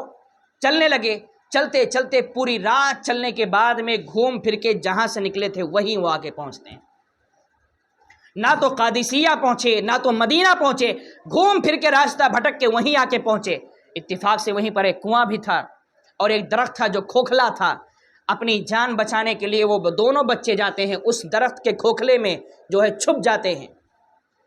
اور ایک خادمہ جو ہے، غلام جو ہے، وہاں کنویں سے پانی بھرنے کے لیے آئی تو ان بچوں کی آوازیں اسے سنائی دی. اس نے ڈھونڈنا شروع کیا، دیکھا کہ درخت کے کھوکھلے کے اندر جو ہے وہ بچے موجود ہیں. بچوں کے پاس گئی، دیکھا ایک حسین و جمیل اتنے خوبصورت بچے ہیں. اس خادمہ نے، اس غلام نے جو ہے بچوں سے پوچھا کہ تم کون ہو، کس لیے آئے ہو؟ بچے بتانے سے ڈر رہے تھے، انہیں معلوم تھا کہ پورا کوفہ جب ہمارے باپ کا دشمن ہو چکا ہے تو ہمارا بھی دشمن ہوگا، کہیں ایسا نہ ہو یہ جا کے ابن زیاد کو خبر دے دے، سپاہیوں کو خبر دے دے. وہ بتانے سے ڈر رہے تھے، لیکن اس نے کہا کہ کیا تم مسلم بن عقیل کے شہزادے ہو؟ وہ بچے اپنے باپ کا نام سن کے پھوٹ پھوٹ کر رونے لگے، کیونکہ ان کو خبر مل چکی تھی کہ ابا جان شہید ہو چکے ہیں. پھوٹ پھوٹ کر رونے لگے. اس خادمہ نے، اس غلام نے، اس لونڈی نے ان کو تسلی دی، سمجھایا بجھایا اور کہا کہ میرے ساتھ چلو، میری جو مالکن ہے نا وہ اہل بیت سے محبت کرنے والی ہے، وہ تمہاری حفاظت کرے گی، تمہاری خدمت کرے گی. یہ خادمہ ان بچوں کو لے کر اپنی مالکہ کے گھر پہ جاتی ہے اور کہتی ہے کہ یہ مسلم بن عقیل کے شہزادے ہیں، مسلم بن عقیل کو شہید کر دیا گیا، راستہ بھٹکے ہوئے ہیں اور ان کو سپاہی ڈھونڈ رہے ہیں. وہ واقعی وہ عورت جو تھی وہ اہل بیت سے محبت کرنے والی تھی. اس نے ان بچوں کو دیکھ کر خوشی کا اظہار کیا اور ان بچوں کو کھلایا پلایا، اپنے گھر میں بستر بچھایا اور کہا کہ آپ بچوں آرام کرو، اب ٹینشن لینے کی ضرورت نہیں ہے، کیونکہ تم ایک ایسی عورت کے پاس پہنچ چکے ہو جو عورت تمہارے نانا جان، تمہاری امی جان، تمہارے اہل بیت جتنے بھی ہیں وہ سب سے محبت کرنے والی ہے، اس لیے تمہیں ٹینشن لینے کی ضرورت نہیں ہے، اب تمہاری حفاظت ہو جائے گی. بچوں کو کھلایا پلایا، سلا دیا. رات کی تاریکی میں اس کا شوہر آیا. کافی دیر کے بعد، روزانہ جس ٹائم آتا تھا اس سے کافی دیر کے بعد آیا. عورت نے پوچھا آج کیا بات ہے اتنا لیٹ آ رہے ہو؟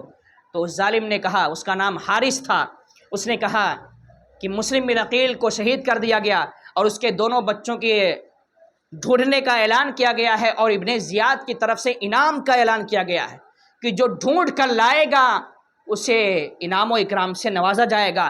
میں انہی دونوں بچوں کو ڈھونڈ رہا تھا تاکہ کچھ انعام مل جائے. اس عورت نے کہا کہ کیوں اہل بیت کے خون سے اپنے ہاتھ کو لت پت کرنا چاہتے ہو؟ کیوں اپنے دامن پہ دھبا دینا چاہتے ہو؟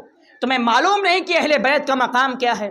یہ بچے کس کے شہزادے ہیں تمہیں معلوم ہے، لیکن دنیا کی لالچ میں، انعام و اکرام کی لالچ میں ان بچوں کو جو ہے، ان بچوں کے پیچھے مت پڑو، انہیں مت ڈھونڈو، انہیں چھوڑ دو ان کے حوالے.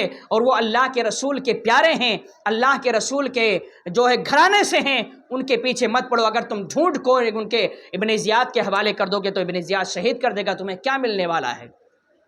اس ظالم نے کہا کہ تجھے کچھ نہیں پتا، وہ اتنا انعام و اکرام سے ہم نوازے جائیں گے کہ اس سے ہماری پوری زندگی کٹ جائے گی، اس لیے میں ڈھونڈ رہا ہوں اور صبح بھی ان بچوں کو ڈھونڈوں گا، اگر ملیں گے تو میں ضرور ابن زیاد کے حوالے کروں گا.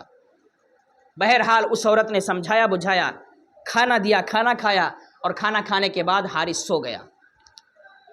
رات کی آدھی تاریکی، آدھی رات گزرنے کے بعد یہ دونوں بچے اٹھتے ہیں اچانک اور ایک دوسرے کو پکڑ کر پھوٹ پھوٹ کر رونے لگے،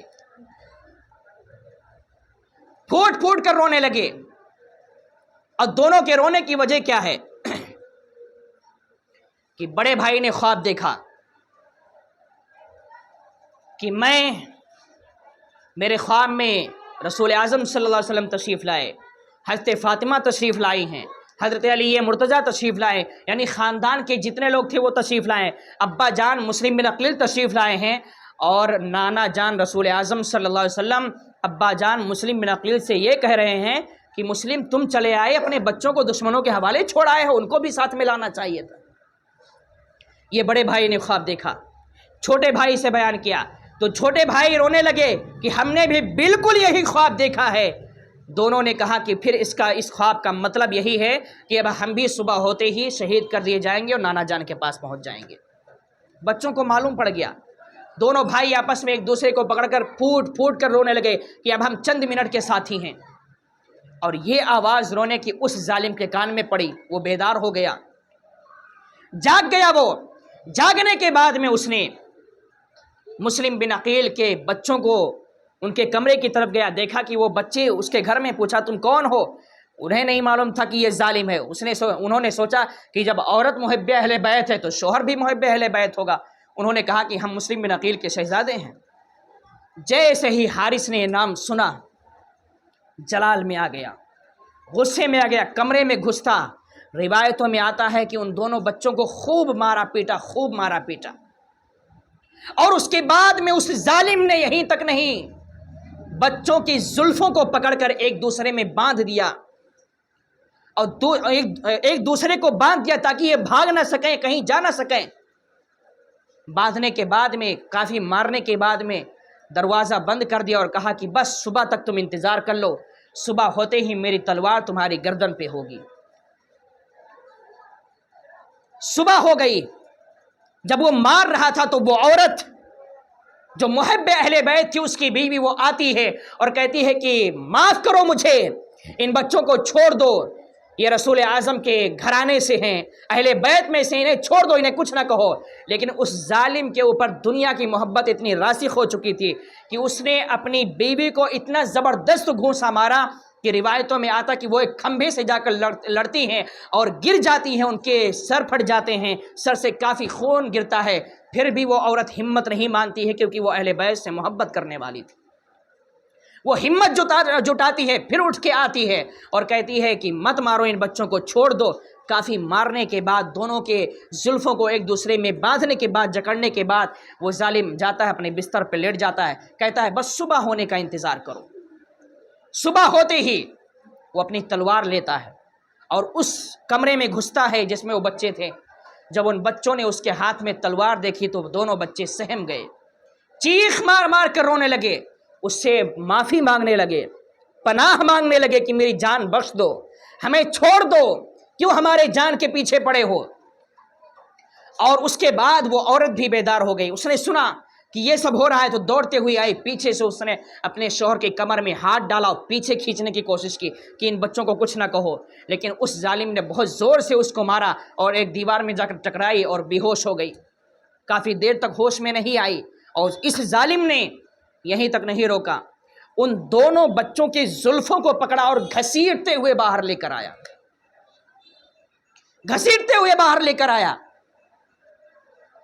اور باہر لانے کے بعد میں ایک کھچر تھا، اسی پہ دونوں بچوں کو سامان کی طرح لاد دیا، نہ بٹھایا نہ اٹھایا، یوں ہی لاد دیا، اور لادنے کے بعد میں تلوار لی، سب کچھ تیاری کرنے کے بعد میں فرات کی طرف چل دیا۔ نہر فرات کے کنارے گیا، ان دونوں بچوں کو سواری سے اتارا اور دونوں بچوں سے کہتا ہے کہ اب تمہاری شہادت کا وقت قریب آ چکا ہے۔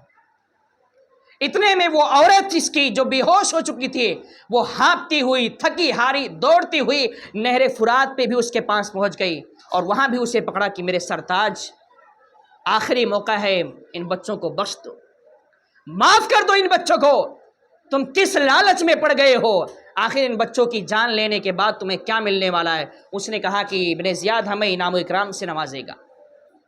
وہ کچھ نہیں سنتا ہے اور اپنی بیوی کو، اپنی عورت کو جو محب اہل بیت تھی، خوب مارتا ہے، وہ مجبور ہو گئی، خود لہو لہان ہو گئی، اس کے اندر ہمت نہیں بچی کہ اب ان بچوں کو بچا سکے۔ اس نے اپنی تلوار نکالی، تلوار نکالنے کے بعد میں بڑے بھائی کو قتل کرنا چاہا، شہید کرنا چاہا، تو بڑے بھائی نے ہاتھ جوڑ دیا اور کہا چھوٹے بھائی نے ہاتھ جوڑ دیا اور کہا کہ میرے بڑے بھائی کو شہید مت کرو، پہلے مجھے شہید کرو، کیونکہ میں اپنے بھائی کو تڑپتا ہوا اپنی نگاہوں کے سامنے نہیں دیکھ سکتا ہوں۔ اس نے چھوٹے بھائی کی طرف تلوار اٹھائی تو بڑے بھائی نے ہاتھ جوڑ دیا کہ میرے چھوٹے بھائی کو شہید مت کرو، پہلے مجھے شہید کرو، اس لیے کہ میں بھائی کو تڑپتا ہوا اپنی نگاہوں کے سامنے نہیں دیکھ سکتا۔ وہ ظالم جب یہ سنتا ہے کہ دونوں تو یہی بات کر رہے ہیں کہ ان کو مت کرو، ان کو مت کرو، مجھے کرو، تو اس نے دونوں کو ایک ساتھ ایسا وار کیا کہ دونوں کی گردن ایک ساتھ الگ ہو جاتی ہے، اور دونوں بچے جام شہادت نوش فرما لیتے ہیں۔ اور یہی نہیں، وہ اتنا بڑا ظالم تھا کہ دونوں کے جسم کو نہر فرات میں پھینک دیا اور سر کو جو ہے وہ باندھا اور ابن زیاد کے پاس لے کر چل دیا۔ ابن زیاد کے پاس اس حسرت کے ساتھ گیا تھا، اس لالچ کے ساتھ گیا تھا کہ آج میں تو بہت بڑا انعام و اکرام پانے والا ہوں، میں نے ابن زیاد کو خوش کرنے کا کام کر دیا ہے۔ وہ دونوں سر لے کے ابن زیاد کے پاس گیا۔ ابن زیاد نے پوچھا کون ہو اور کہاں سے آئے ہو، کیا لے کر آئے ہو؟ اس نے کہا کہ میں تمہارے دشمنوں کا سر لے کر آیا ہوں۔ ابن زیاد نے کہا یہ کون ہے، کس کا سر ہے؟ اس نے کہا کہ امام مسلم بن عقیل کے دونوں بچے ہیں جن کو آپ ڈھونڈ رہے تھے، میں نے پکڑا اور ان کو قتل کیا اور تمہارے پاس ان کا سر لے کر حاضر ہوں، انعام و اکرام چاہیے مجھے، میں انعام و اکرام لینے کے لیے حاضر ہوا۔ ابن زیاد جلال میں آ گیا، اس نے کہا کہ اے ظالم، ہم نے اعلان کیا تھا کہ ان بچوں کو پکڑ کے میرے پاس لانا، یہ قتل کرنے کے لیے کس نے کہا تھا تجھے؟ شہید کیوں کیا ان بچوں کو؟ تو اس نے کہا کہ میں نے اس لیے شہید کر دیا کہ اگر میں یوں ہی صحیح سلامت لاتا تو لوگ راستے میں مجھ سے چھین لیتے اور انعام مجھے نہیں ملتا، اس لیے میں نے سوچا ان کو قتل کر دیا جائے، ان کا سر لے کر جائیں۔ ابن زیاد نے کہا کہ اگر تجھے اتنی فکر تھی کہ لوگ چھین لیتے تو جہاں پکڑا تھا مجھے خبر پہنچاتا، میں سپاہیوں کو بھیج کے بچوں کو بلوا لیتا۔ بچوں کو کس نے شہید کرنے کے لیے کہا تھا؟ اس نے کہا کہ میں نے تو یزید کو خط لکھ دیا ہے کہ بچے گرفتار کر لیے گئے ہیں، آپ بتائیں کیا کروں؟ اگر یزید نے کہہ دیا کہ بچوں کو میرے پاس بھیج دو تو میں کیا جواب دوں گا؟ تو انعام اکرام کے لالچ میں ان بچوں کو بھی شہید کر ڈالا، اور ہوا بھی وہی، لالچ بری بلا ہوتی ہے۔ ابن زیاد نے اپنے ایک قاصد جلاد کو بلایا اور کہا کہ اس نے میری نافرمانی کی، اس کی گردن اڑا دو۔ فوراً اس کو وہیں پر قتل کر دیا گیا، قتل کر دیا۔ شہید کو اس کے لیے شہید کا لفظ اس کے لیے استعمال ہی نہیں کیا جا سکتا ہے جو محب اہل بیت کے بجائے اہل بیت کا دشمن بن گیا۔ ابن زیاد نے اسے بھی قتل کر دیا۔ میرے عزیز دوستوں اور بزرگوں، امام مسلم بن عقیل اور امام مسلم بن عقیل کے دونوں شہزادے جو ہے وہ تھوڑی ہی دیر میں دیکھتے دیکھتے ابن زیاد کے ہاتھوں قربان ہو گئے، اللہ کی بارگاہ میں پیارے ہو گئے۔ ابن زیاد کا ظلم جو ہے یہ صرف کوفہ میں نہیں بلکہ بصرہ میں جہاں پہلے تھا وہاں بھی اس کے ظلم کا ڈنکا بجتا تھا۔ یہی وجہ ہے کہ وہاں کے سارے لوگوں نے مشورہ دیا کہ ابن زیاد ہی یہ کام کر سکتا ہے، ابن زیاد کو وہاں بھیجا جائے۔ اور اس ظالم نے بغیر کسی سوچ سمجھ کے بس سارا فیصلہ اس کا یہی تھا، قتل کر دیا جائے، قتل کر دیا جائے، قتل کر دیا جائے۔ ہانی بن عروہ جو ہے نا، ان کو بھی اس نے شہید کر دیا تھا کہ ان کو پناہ دے رکھی ہے۔ اس کو معلوم پڑا کہ جب سب لوگ ڈر گئے، اپنے گھر کا دروازہ بند کر لیا، تو ہانی بن عروہ کو بھی اس نے شہید کر ڈالا۔ اور شہید کرنے کے بعد میں سب کا دھڑ یوں ہی، لے جاؤ جو کرنا ہے کرو، لے جاؤ جو کرنا ہے کرو۔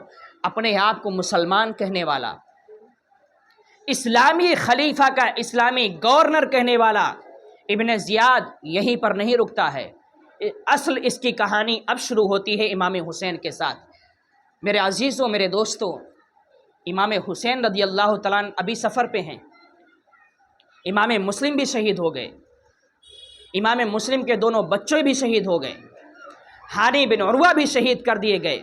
امام حسین کے کوئی خبر نہیں ہے، کیونکہ جو خبر دینے والے تھے وہ تو شہید کر دیے گئے، اور جس سے کہا تھا ظالم ابن سعد سے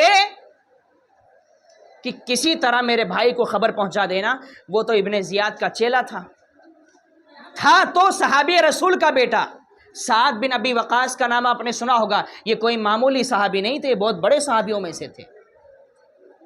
ان کا بیٹا ابن سعد تھا۔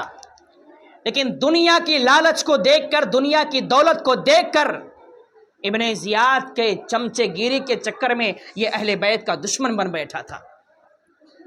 اور ایک راز کی بات کیا امام حسین کے بھائی مسلم بن عقیل نے کی تھی، اس نے اس راز کو بھی فاش کر دیا تھا۔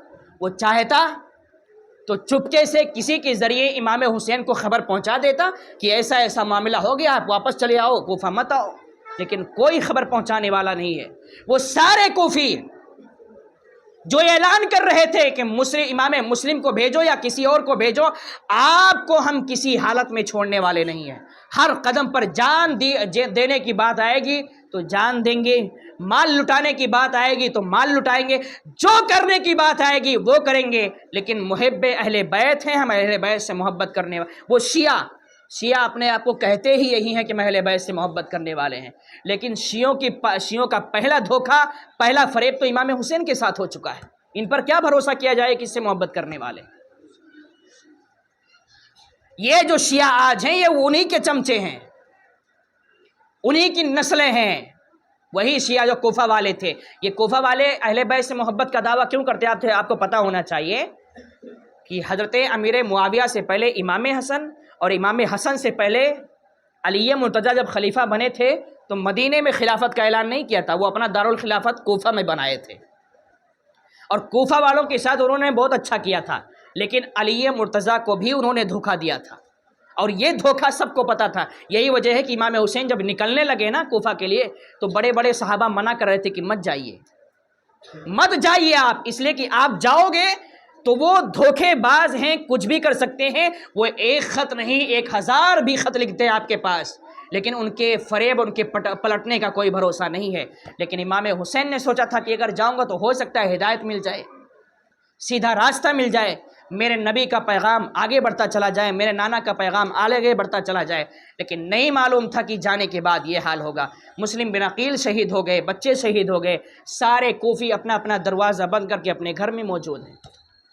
ابن زیاد کا ڈر اتنا ان لوگوں کے دلوں میں بیٹھ چکا تھا کہ اہل بیت کا نام سننا تو دور کی بات ہے، سوچنا بھی نہیں چاہتے تھے۔ وہ شیعہ جو یہ کہتے تھے کہ ہم صرف اہل بیت سے محبت کرتے ہیں، اور ان ظالموں نے، میں اسی لیے کہتا ہوں کہ اہل بیت کی محبت میں اگر صحابہ سے نفرت ہے تو ان پہ کبھی بھی بھروسہ نہیں کیا جا سکتا ہے۔ اگر وہ اہل بیت سے محبت کرتے ہیں اور صحابہ سے بھی محبت کرتے ہیں تو بھروسے کے لائق ہے۔ وہ شیعہ بھی جو تھے معلوم ہے آپ کو، امیر معاویہ کو نہیں مانتے تھے، ظالم کوفہ والے، صرف یہ کہتے تھے ہم اہل بیت سے محبت کرتے ہیں۔ اور جب حضرت امیر معاویہ کے انتقال کی خبر ان کو پڑی تھی ظالموں کو، تو ان لوگوں نے اللہ کا شکر ادا کیا تھا کہ امیر معاویہ چلا گیا، معاذ اللہ چلا گیا۔ اس کو دیکھتے ہوئے لوگوں نے اعتراض کیا کہ جب ان کا فریب اور امیر معاویہ کے ساتھ سب کچھ ظاہر تھا تو امام حسین کو جانا ہی نہیں چاہیے تھا، لیکن لوگ یہ نہ سمجھ سکے کہ امام حسین کس مقصد کے لیے گئے تھے۔ یہ اللہ والے تھے، امام حسین کا تو کام ہی یہی تھا بھٹکے ہوئے کو سیدھا راستہ دکھانا، سب کچھ معلوم تھا آپ کو، لیکن سیدھا راستہ دکھانے کے لیے، ان کو ہدایت کا راستہ دکھانے کے لیے ہی تو امام حسین وہاں جا رہے تھے۔ لیکن وہ کوفی تھے جنہوں نے اپنا رنگ دکھایا، اور رنگ بدلتا ہوا گرگٹ کی طرح رنگ بدلتے ہوئے انہوں نے سب کا ساتھ چھوڑ دیا۔ میرے عزیزوں، میرے دوستوں، آپ کے حق میں، ہمارے حق میں وہ انسان بہتر ہے جو اہل بیت سے بھی محبت کرے اور صحابہ سے بھی محبت کرے۔ اگر کوئی لاکھ کہے ہم علی کے دیوانے، ہم حسین کے دیوانے، اور کسی صحابی کو بھی گالی دے، کسی صحابی سے نفرت کی بات کرے، تو سمجھ لینا کہ وہ اہل بیت کا نہیں ہو سکتا ہے، جیسے کوفی نہیں ہو سکے، وہ نہیں ہو سکے۔ وہ کوفی اگر واقعی اہل بیت سے محبت کرتے نا تو دولت اور شہرت اور ڈر کا خوف ان کے دل میں نہیں بیٹھتا تھا۔ بھائی جو اللہ سے ڈرتا ہے وہ ابن زیاد کو کیا ڈرے گا؟ اسی میں 2-4 تھے نا جو نہیں ڈرے، اور علل اعلان امام مسلم کی بچاؤ میں شہید ہو گئے تھے۔ وہ اہل بیت سے محبت کرنے والے تھے، لیکن یہ کوفے والے، آج بہت سارے لوگ جب کوئی دھوکہ دیتا ہے تو کہتے ہیں یہ کوفی ہے۔ آج بھی لوگ کہتے ہیں دھوکہ دینے والے کو، فریب دینے والے کو کیا کہتے ہیں؟ یہ کوفی ہے۔ یعنی کوفہ والے فریب میں مشہور تھے، دھوکہ میں مشہور تھے۔ بہرحال امام حسین رضی اللہ تعالیٰ مکہ سے نکل کے کوفہ کی طرف آ رہے ہیں. یہ داستان لمبی ہے، کل اس کا بیان کرتا ہوں، اور کل ہی انشاءاللہ آپ کو یہ پورا سفر کرنے کے بعد کربلا پہنچنا ہے. کربلا میں کیا واقعات ہوا وہ سارے واقعات کل سننا ہے، اس لیے کہ اب ایک دن اور پرسوں کا دن بچتا ہے. پرسوں تو ہمارے پاس امام حسین کی شہادت اور ان کی شہادت کے بعد کے واقعات یہ بچے گا، لیکن کل کے بیان میں جو ہے وہ امام حسین کوفہ پہنچتے ہیں کہ نہیں پہنچتے ہیں، ان کے ساتھ کیا ہوتا ہے، میدان کربلا میں گئے تو کیا ہوا کیا نہیں ہوا، وہ سارا واقعہ اور امام حسین کے شہزادوں کی شہادت کل بیان کی جائے گی. کل زیادہ ٹائم بھی لگا تو آپ کا زیادہ ٹائم بھی لیا جائے گا. کیوں؟ کل عاشورے کی رات ہے، کل پوری رات عبادت کی ہے، سمجھ رہے ہیں نا؟ اس لیے آج بھی میں زیادہ نہیں کھینچ رہا ہوں. کل پوری رات عبادت کی ہے. اگر آپ 11 بجے 11:30 بجے تک بھی بیان چلتا ہے تو کوئی دقت کی بات نہیں ہے، آپ ذکر حسین میں بیٹھے رہیں گے، عبادت میں شمار ہوتا رہے گا. لیکن کل عاشورہ کی رات ہے. ایک مسئلہ یار آ گیا تھا سامنے، کس نے پوچھا تھا مجھے نہیں معلوم، آج ہی یہ خبر مجھے پہنچی کہ محرم میں 9 اور 10 کو نہانا نہیں چاہیے. تو میں کہتا ہوں چپراسی بن جاؤ، مت نہاؤ، گٹر وٹر صاف کر کے آؤ، اپنے بستر پہ سویا کرو 9-10 محرم کو. یہ ایسے مسئلے اللہ جانے کہاں سے لے کر آتے. 9-10 محرم کو نہانا نہیں چاہیے. کوئی ناپاک ہو گیا تو کیا کرے گا؟ نمازیں چھوڑتا چلا جائے. بتاؤ اچھا کیوں نہیں نہانا چاہیے؟ بس نہیں نہانا چاہیے، وجہ کچھ بھی نہیں ہے. تو آپ کیوں پیدا ہو گئے؟ نہیں پیدا ہونا چاہیے، وجہ کیا ہے؟ آپ کیوں آ گئے؟ پیدا ہی نہیں ہونا چاہیے. ایسے مسئلے بھیا. ہاں یہ مسئلہ ضرور ہے کہ محرم کے مہینے میں آپ کو سیاہ کپڑے، کالے کپڑے نہیں پہننا ہے. یہ کیوں نہیں پہننا ہے؟ یہ شیعوں کی پہچان ہے، شیعوں کی پہچان ہے. اس کپڑے سے بچنا ہے. باقی نہانے کا 1 مرتبہ نہیں، 10 مرتبہ 10 عاشورہ کو نہا لو، کوئی فرق نہیں پڑنے والا. 9 کو 9 مرتبہ نہا لو، کوئی فرق نہیں پڑنے والا. یہ فتنے اور یہ الٹی سیدھے مسئلے جو ہے وہ ہمارے اور آپ کے بیچ میں آتے رہتے ہیں. لیکن بہرحال کل کا دن اور پرسوں کا دن ہر کوئی پوری احتیاط کے ساتھ روزہ رکھنے کی کوشش کرے، اس لیے کہ یہ رسول اعظم کا صدقہ ہے کہ عاشورہ کا روزہ ہمارے لیے نفل ہو گیا ہے. ورنہ پہلے عاشورہ کا روزہ فرض تھا، رکھنا ہی تھا. یہ حضور کی مہربانی ہے کہ ہمارے لیے نفل ہو گیا، کہ رکھو گے تو ثواب، نہیں رکھو گے تو کوئی گناہ نہیں ہے. لیکن آپ میں سے کوئی یہ کہہ سکتا ہے یا میں کہہ سکتا ہوں کہ میں جنتی ہوں، میں نہیں رکھوں گا؟ ٹھیکیدار نہیں ہے نا. سب کو بھائی نیکی کی ضرورت ہے. تو 9 کو کل 9 اور پرسوں 10 روزہ رکھیے. سحری کا ٹائم میں نے نماز کے بعد ہی اعلان کر دیا تھا کہ 4:45 لاسٹ ٹائم آپ سمجھ کے چلیے. اس سے پہلے آپ سحری کیجئے، اور سحری کرنے کے بعد سو جائیے گا. فجر میں صرف 2 صف رہنی چاہیے، ہے نا. سحری کرنے کے بعد دبا کے سوئیے گا 12 بجے تک، کیونکہ وہ روزہ رکھ لیے نا. روزے دار کا مطلب کیا ہوتا ہے؟ سونا. اور اس کے بعد میں دل کہا تو روزہ رکھنا ہے، دوپہر کے بعد شربت پی لیجیے گا، افطاری ہو جائے گی وہیں پہ. بہرحال کہنے کا مطلب یہ ہے کہ روزے کی نیت ہونی چاہیے، سچی نیت ہونی چاہیے، ثواب کی نیت ہونی چاہیے. اللہ ضرور روزہ قبول فرمائے گا. اور امام حسین کی شہادت کا دن تو ہے، لیکن شہادت کے ساتھ ساتھ عاشورہ کی بہت بڑی فضیلت بھی ہے، سمجھ رہے ہیں. اور دوسری چیز یہ، اچھا اللہ کا فضل ہے کہ آپ کا محلہ محفوظ ہے، ڈھول تاشوں سے، تعزیے سے محفوظ ہے نا. نہ ہونا چاہیے اور نہ کبھی سوچنا اس کے بارے میں. اور جہاں کہیں ہوتا ہے، بہت سارے نوجوان ایسا کرتے ہیں، محمد علی چلے جاتے ہیں، وہاں ماتم دیکھنے چلے جاتے ہیں. مت کرو بھیا یہ سب. امام حسین کی شہادت 10 محرم کو ان کا پورا گھرانہ لٹ رہا ہے، ان کے گھر کی عورتوں کے سروں سے پردے کھینچے جا رہے ہیں، اور آپ تلوار چلانے والوں کو دیکھنے جا رہے ہیں، لاٹھی چلانے والوں کو دیکھنے جا رہے ہیں. یہ ہمارا ایمان نہیں ہے. اگر عاشورہ کے دن آپ تماشا دیکھ رہے ہیں اور مزے لے رہے ہیں، انجوائے کر رہے ہیں، تو آپ حسینی کیسے ہو سکتے ہیں؟ حسینی تو وہ ہے کو غم تو نہیں منانا ہے، لیکن درد تو آپ کے سینے میں ہونا چاہیے نا. امام حسین کی شہادت کا درد ہونا چاہیے. ان کے نام سے کرو یار، ظہر کی نماز پڑھو، قرآن پڑھو، روزہ رکھو. اور پڑھنے کے بعد میں کچھ بھی نہیں، جیسا طریقہ آتا ہے ویسا طریقہ اللہ کی بارگاہ میں ہاتھ اٹھاؤ، مولا جو ہم نے پڑھا ہے اس کا نذرانہ امام حسین اور شہداء کربلا کو پیش کرتے ہیں، قبول فرما لیں، ہو گیا، ہو گئی آپ کی فاتحہ، ہو گیا نذرانہ۔ یہ کرو، یہ سب کرنا چاہیے۔ ہم کرتے کیا ہیں؟ ہمیں یہ سب نظر نہیں آتا۔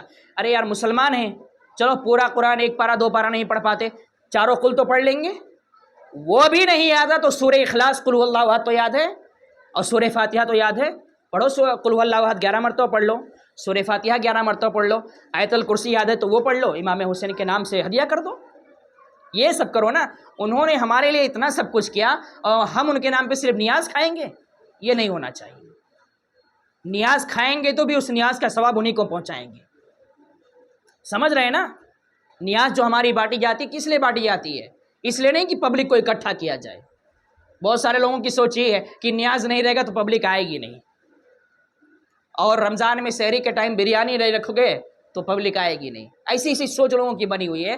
لیکن ہم مسلمان ہیں، ہمیں نہ تو بریانی دیکھنا ہے اور نہ تو نیاز دیکھنا ہے، امام حسین کی محبت کو دیکھنا ہے، ان کی قربانی کو دیکھنا ہے، اور ان کے نام کی صحیح محفل جہاں پر ہو ہمیں اس میں شریک ہونے کی پوری کوشش کرنا ہے۔ تو کل بھی آپ کو پوری مستعدی کے ساتھ آنا ہے، اور انشاءاللہ پرسوں 11 بجے کا اعلان کر دیں، ہے نا؟ پرسوں ظہر سے پہلے محفل ہوگی، 11 بجے سے محفل شروع ہو جائے گی، ظہر سے پہلے محفل کو ختم کرنا رہے گا، اس لیے آپ پرسوں کے دن ٹائم سے آئیے گا۔ بہت سارے لوگ کیا ہوتا ہے وہ 12 بجے 12:30 بجے کچھ ختم ہونے کے قریب آتے نہیں۔ جو کربلا کا اصل واقعہ ہے نا وہ کل شروعات ہے اور پرسوں اس کا اختتام ہے۔ کل کے اور پرسوں کے بیان میں اصل کربلا کا منظر آپ کو سننا ہے، اس لیے کل بھی شروع سے آئیے گا عشاء کے بعد فوراً، اور پرسوں جو ہے وہ 11 بجے مسجد میں آ جائیے گا انشاءاللہ۔ پھر آپ کو امام حسین کی داستان جو ہے کربلا کی داستان وہ سنائی جائے گی۔ اللہ رب العزت کی بارگاہ میں دعا ہے کہ پروردگار عالم ہم کو آپ کو پوری